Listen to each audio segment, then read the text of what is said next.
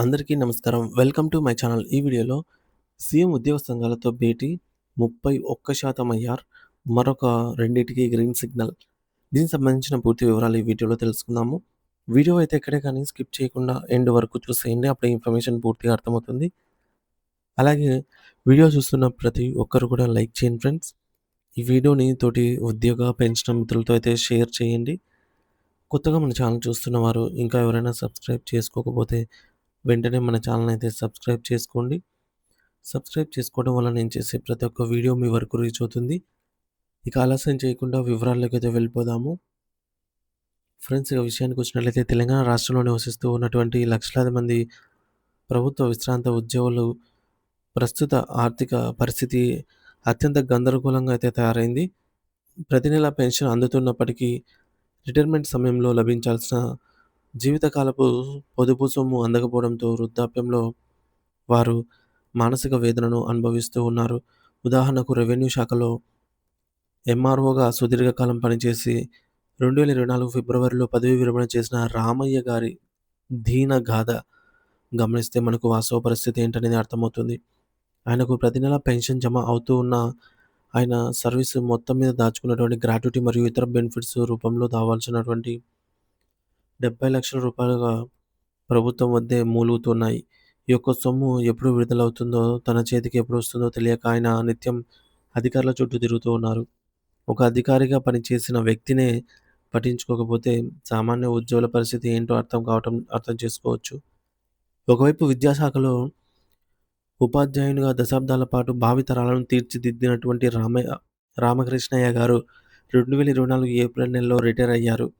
ఆయన ఆయనకు ప్రభుత్వం నుండి రావాల్సిన దాదాపు ₹1,00,00,000 వరకు బకాయిలు రావాల్సి ఉంది. తన పదవీ విరమణ తర్వాత వచ్చేటటువంటి ఆ భారీ మొత్తంతో తన పిల్లల వివాహాలు చేయాలనో, లేదా ఒక చిన్న ఇల్లు నిర్మించుకోవాలనో ఆయన ఎన్నో కలలు కన్నారు.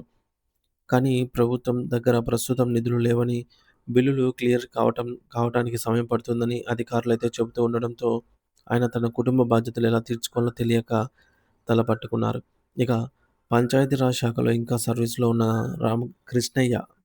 కృష్ణమూర్తి అనే ఉద్యోగి పరిస్థితి మరీ విచిత్రంగా ఉంది.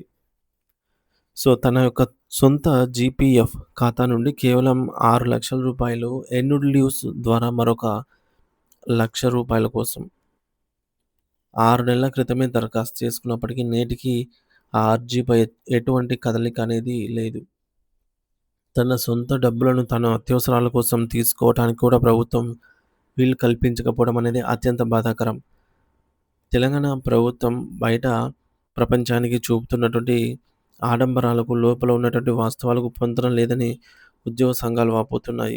ముఖ్యమంత్రి రేవంత్ రెడ్డి గారు గ్లోబల్ సమ్మిట్ నిర్వహిస్తే ఏకంగా ₹5,75,000 కోట్ల పెట్టుబడి ఒప్పందాలు జరిగాయని గొప్పగా ప్రకటిస్తున్నారు. అలాగే మూసీ నది మూసీ నదిని సుందరీకరించడానికి 20,000 కోట్లు, మెట్రో ప్రాజెక్టుల విస్తరణ కోసం మరికొన్ని వేల ఖర్చవుతాయని చెప్తూ ఉన్నారు.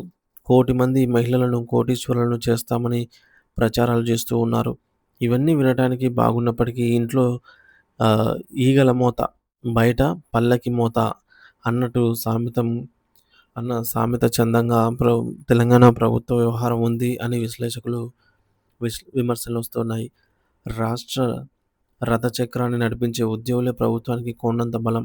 కానీ అటువంటి ఉద్యోగులు మరియు రిటైర్డ్ ఉద్యోగులకు ప్రాథమిక ఆర్థిక అవసరాలను తీర్చడంలో ప్రభుత్వం అస్త ఆహ్, అస్తవ్యస్తంగా వ్యవహరిస్తోంది.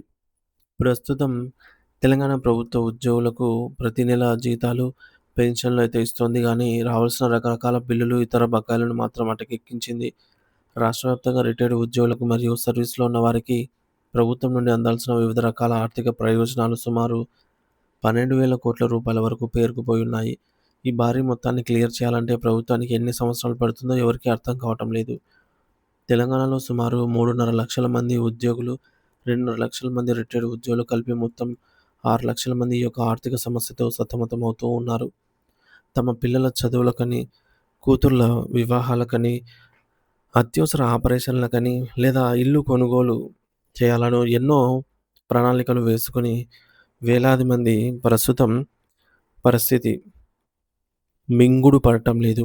మరి రిటైర్మెంట్ సమయంలో అందాల్సిన బెనిఫిట్స్ రాకపోవడం, గత 30 ఏళ్లుగా వేసుకున్న వారి యొక్క జీవిత ప్రణాళికలన్నిటిని ఒక్కసారిగా తలకిందులైపోయాయి.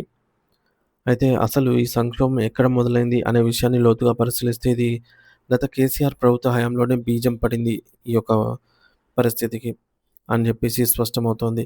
2021 సంవత్సరంలో రాష్ట్ర ఆర్థిక పరిస్థితి బాగోలేక రిటైర్డ్ ఉద్యోగులకు చెల్లించాల్సిన వేలాది కోట్ల రూపాయల భారాన్ని తప్పించుకోవడానికి కేసీఆర్ ప్రభుత్వం ఒక ఉపాయం ఆలోచించింది.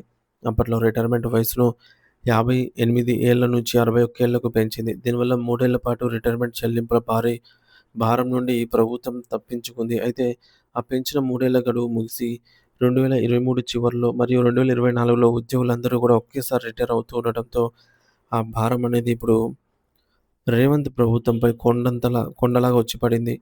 మరి అప్పటికే పెండింగ్‌లో ఉన్నటువంటి పాత బిల్లులు, అస్తవ్యస్తమైన ఖజానా కారణంగా కాంగ్రెస్ ప్రభుత్వం ఇప్పుడు రిటైర్డ్ ఉద్యోగులకు గ్రాట్యుటీ, లీవ్ ఎన్‌క్యాష్‌మెంట్, జీపీఎఫ్ మరియు కమ్యుటేషన్ వంటి ఒక్క రూపాయి కూడా చెల్లించలేక చేతులెత్తేసింది.